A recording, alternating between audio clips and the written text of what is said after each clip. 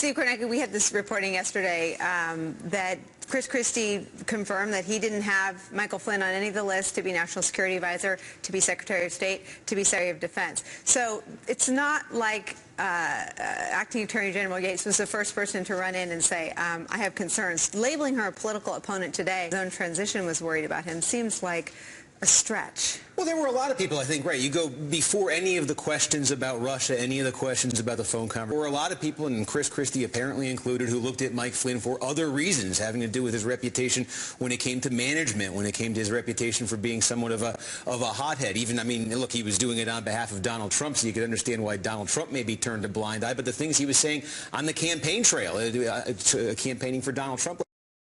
Is that really the right position for somebody with that reputation, that background, to be taking? And you have some reporting now, in fact, that in addition to all of the questions about Russia, that maybe behind the scenes in the White House in those early weeks, that's something that people around Trump were starting to see, that side of General Flynn, again, having nothing to do with the Russia thing. But I think, again, when you look at what Sean Spicer said today, saying, a partisan figure, all that, I think that's whatever you think of it, I think that's a genuine window into how they see her and into how they think of the world. And I think they look at, this is a holdover appointee. This was not somebody they were going to be appointing to their administration. This was somebody who'd received an appointment from President Obama. So this was a holdover. And I think, again, it turns out that the courts ended up stepping in on this travel ban. Proving her right. But, well, what she said yesterday was not what she said at the time. And I think that's something that the White House is, again, to agree with it or not, I think that's something the White House defenders would point to. They would say, at the time, she didn't say,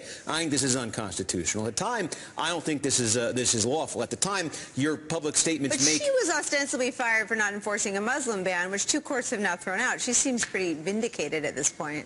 Yeah, I mean, look, she has an obligation to serve the president. She was the acting attorney general. He was within his rights to fire her. That clearly was not going to be a But do you think he fired her over the Muslim ban?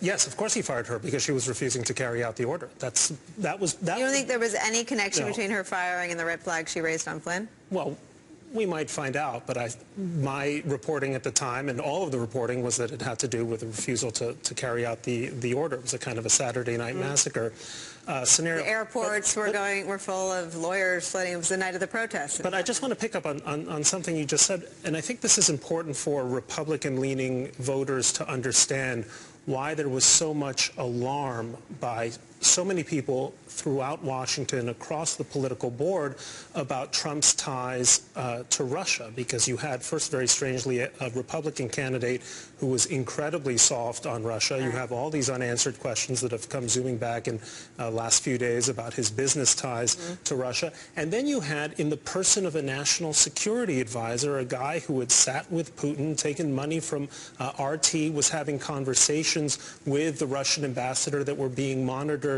by the FBI. Of course people were alarmed. All of these stories seem to move in the same direction. So I often hear some of my conservative friends say, well, it's all about nothing. It was not about nothing, and now we're learning exactly why.